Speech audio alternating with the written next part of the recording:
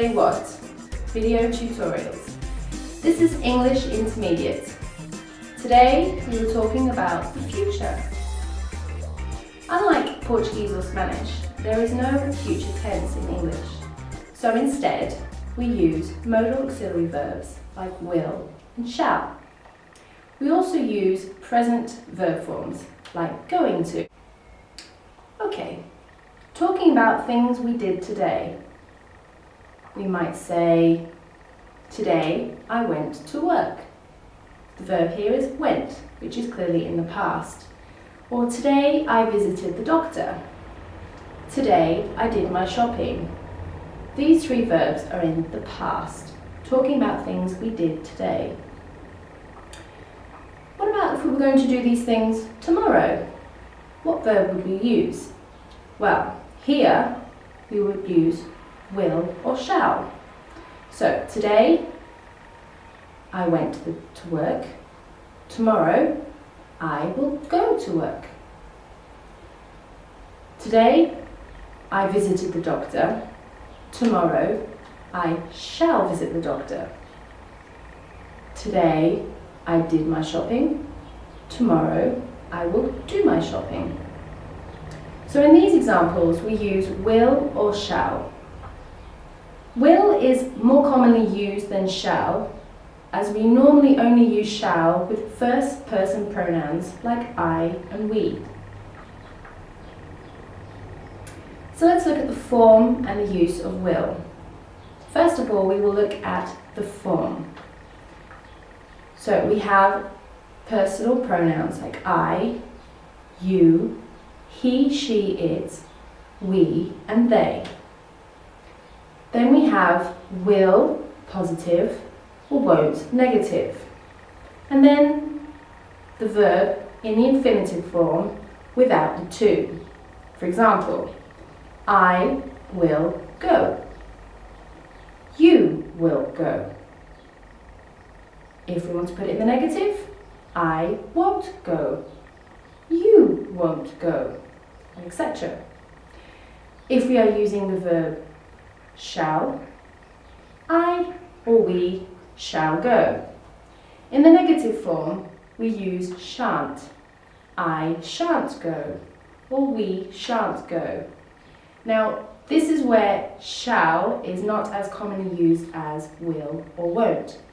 Shall in the negative shan't doesn't sound quite so natural, so we would probably use I won't go as opposed to I shan't go. Let's look at the use.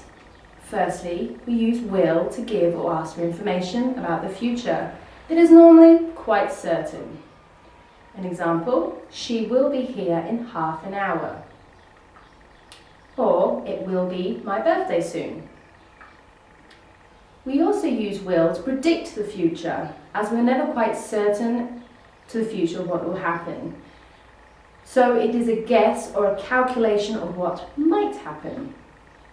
An example, I think it will rain tomorrow. Who do you think will win the elections? In both these examples, we are unsure as to what will happen, so we're asking to predict what we think will happen. We use will for plans or decisions made at the time of speaking. An example, we're in a restaurant and someone asks me, what would you like to drink? I haven't thought about it before, I haven't made a decision, so I might say, I'll have an orange juice please. We also use will for requests, orders, and offers. An example, will you open the door for me please? Now, depending on how we say this can be a request or an order. Will you open the door for me? Can also be an order. Offer, I will take you to the airport tomorrow. Okay, so there we looked at will and shall with a certain degree of certainty about the future. When we are perhaps a bit more sure about an event in the future, we may use going to. So what are you going to do tomorrow? Here we are asking what the person already has intentions to do, something that's perhaps already planned. Now, going to is a present verb form, also used to talk about the future.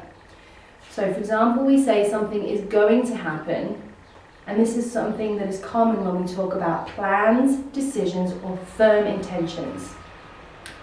An example, tomorrow I'm going to visit my mother in hospital. Now, my mother has been in hospital for some time. I have a clear or firm intention to go visit her tomorrow. So tomorrow I'm going to visit my mother in hospital. There's very little doubt about whether it will happen or not. It is a certainty. Tomorrow I'm travelling to Lisbon for work.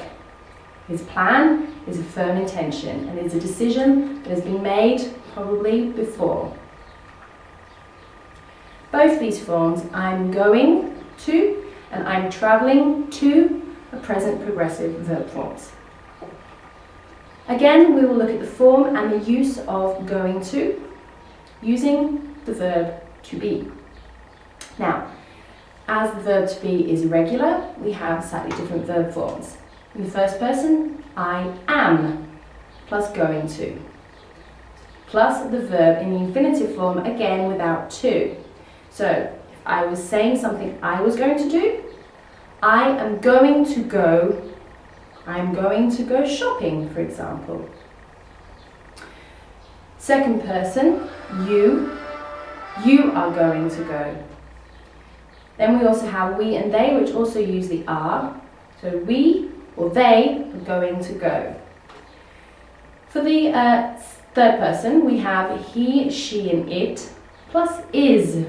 So he is going to go or she is going to go.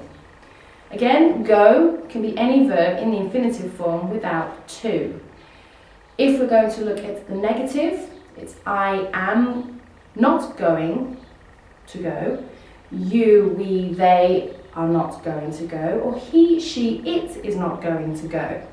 The difference here is we are adding not. Okay? In a contracted form, we may say I'm not going to go, or I'm going to go, in a positive. Similarly, you, we or they, we say you're going to go, or you're not going to go. Again, in the third person, he's going to go, or he's not going to go. Let's talk about the use of going to. So we use going to talk about something that is already planned or decided. So it is normally quite certain it will happen. For example, we're going to get a new car soon. A decision has been made to get a new car. What we don't know is perhaps when, but we are quite certain it will happen or it will occur. Another example, when are you going to cut your hair? Perhaps the person has mentioned that they are going to cut their hair, but we don't know when. We also use going to predict the future, but is normally based on present evidence. So it is normally more certain it will occur because we have something to back up our idea. An example, Sandra is going to have a baby in September. Now, we are almost quite certain that she's going to have a baby. Perhaps she has told us, or there is some visual evidence. Another example, look at the sky, it's going to rain. Now, as you well know, we can never really predict the weather. But in this example, we have some form of evidence. Perhaps a rain cloud has appeared. So it is quite probable that it's going to rain. Similarly, if the sun is shining, we can say, look, it's going to be a nice day. So here we have evidence to back up our idea or our prediction. We also use going to with commands or refusals to insist people do things or not do things. An example, you're going to finish your dinner. This is perhaps a command the parent would say to their child. Child doesn't want to finish their dinner. They insist, you're going to finish your dinner. A refusal, you're not going to play football in my garden. It's quite obvious that it's a refusal, that someone will be able to do something. Let's summarise. So in the future tense, we look at time and certainty between will and shall and going to.